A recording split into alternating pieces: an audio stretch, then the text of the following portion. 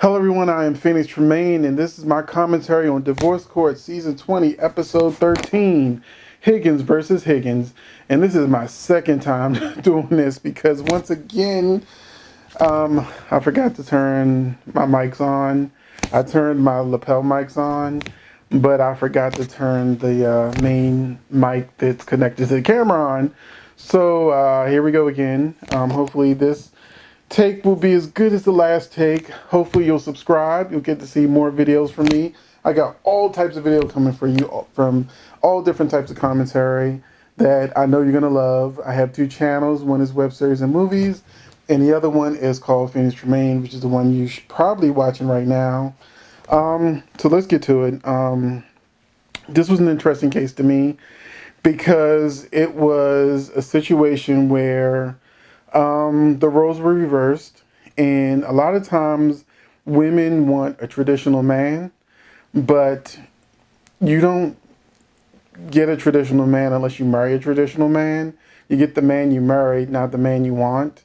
And what's sad about this case is this guy could 100% be the kind of guy that this woman has been looking for, but my paramedic training teaches me how to look for certain signs in different people.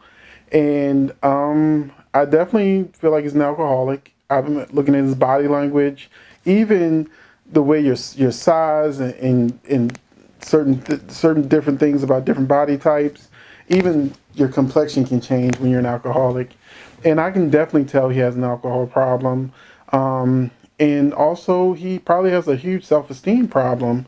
For instance, the wife said that she would love for him to just like take her out and take charge and so like be the man and be like, say, okay, let's go to this restaurant or let's go to that restaurant. Well, how can you do that with no money? Where are you gonna get the money from? So you give him $50 a week. So you want him to take you to a restaurant off of that $50 a week? Now, after he buys his alcohol, because unless he goes to AA, he's going to get his alcohol, and maybe, get himself some snacks or whatever he's going to get for himself, or maybe a little something for the kids. He might have $20 left, if that, which means you want a Happy Meal?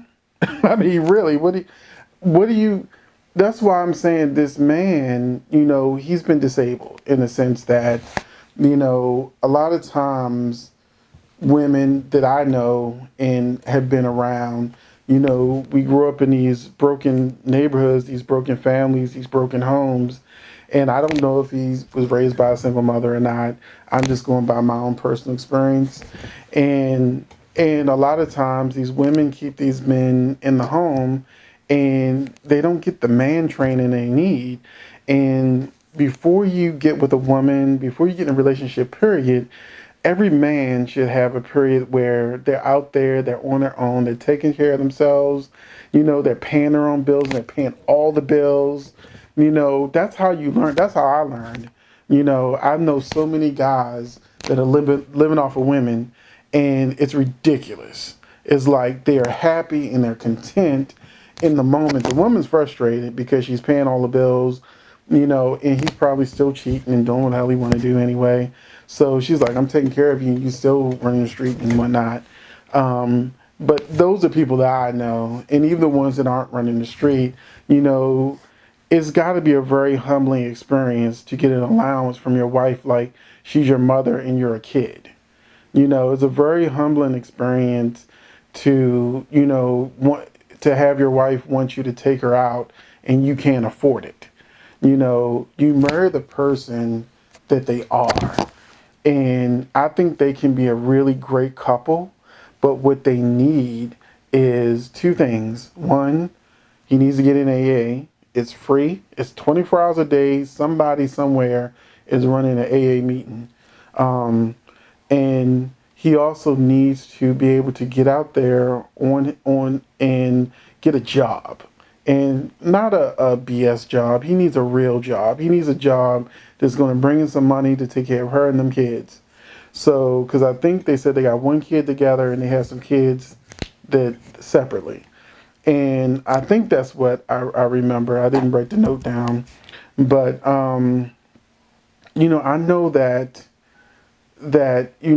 if he was bringing in money and he was a true financial contributor to the household, he would feel so much better about himself.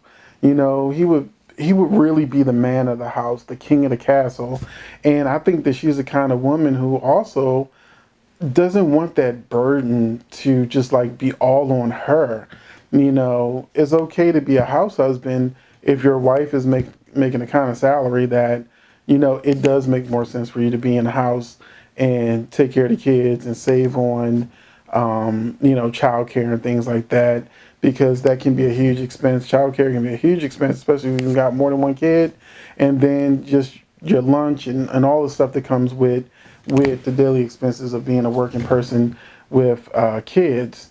That it's for some people it's actually cheaper for the person to stay at home and take care of the kids and take care of the house and let one person bring in the financial means, but that person has to make enough money to take care of both of you plus the kids. And that is not the situation that they are in, and if they really want to be a couple that can rise out of poverty and do better things and be a working couple, that it's all on him right now. It's all on him. The AA and the getting the job is going to be like super important. And the other thing was, the judge was like, "What is there something wrong? What's something she's done wrong?" Because they talked the whole case about him and his habits and what's going on with him. And she was like, "Okay, tell us something about her." And he says, she's all up under me. And there's a lot of guys that are like that they don't want you in their space. They don't want you all up under them. Feels like claustrophobia. Feels like they can't breathe. And sometimes it happens because of the way you're raised. And sometimes it happens because you don't feel good about yourself. And, she's been out there. She's been working all day. And, you feel guilty. And then her up under you can make you feel bad because it's like, it just kind of rubs the situation itself in your face. And it's not fair to her and it's not fair to him. But that is something you want. When two people really love each other, you want to be able to cuddle and be up under each other. And if you do it enough, then you can say, okay, I need a little space today. I'm not in the best mood. I'm not feeling well. You can say something like that and go, okay, I got you tomorrow. We'll be cuddling all night tomorrow. But I think that she really just wants some care, affection, attention. And she wants to know that, her sacrifice as the sole breadwinner isn't in vain and that she's appreciated and she's loved. And I don't know how hard her job is, how stressful it is to her, but she may need that hug. She may need to be held at the end of the day just because she just needs it. So I think this couple is a good couple. I think that they can actually work things out. They just got some kinks they got to fix.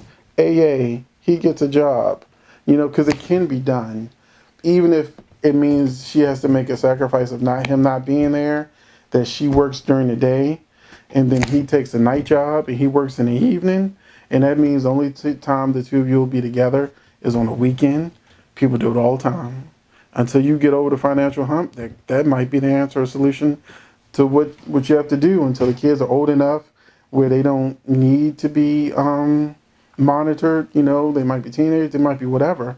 They might be at that age where, if both of you are working a 9 to 5, you can trust them in the house for 8 hours. Or you can trust that by the time they get out of school, they might be home alone for 2 hours before you get there. It happened to me. I was a latchkey kid. My mother went to work. I had a key. I came home. Within 2-3 hours, she was there. Not a big deal. So that's it. What do you think about this couple? Do you think that this couple's an easy fix? That he just needs a little AA and job and they're good to go? Or do you think that, well, I don't think anything negative about this couple. I just think that, if he can overcome his issues, then they'll be all good. You know, I don't see anything wrong with her. So I just see that, you know, he needs some issues he needs to fix on his own, and he needs to get some damn ambition. You know, because my note here says he's an alcoholic with no ambition. Some people are just content with living paycheck to paycheck, you know, month to month. You know, if you got to keep moving, then you keep moving. Some people are fine with being just okay. When you, especially when you got kids, you're not supposed to want to just be okay. You want to be good for you, and you want to be good for the kids, and you want to be good for the family. You don't want to live a life that's just okay. You want to live a life that's good, and you don't need a lot of money to live a life that's good or a life that's great, because you can have enough love to get you by, but being in a better environment, in a better place, and you pay your bills in advance, so that, you know, you're not crying crunch time every month chasing Peter to pay Paul. So that's it. I actually think my last video on this was 100 times better, but hopefully you enjoyed this anyway. Thanks for watching. I'm Phoenix Tremaine, and I will catch you in the next video, Monday through Friday at 8 a.m. Eastern Time. I do these videos in advance to make sure that you get these videos on time every day, Monday through Friday. Thanks for watching. I really appreciate you. Please subscribe.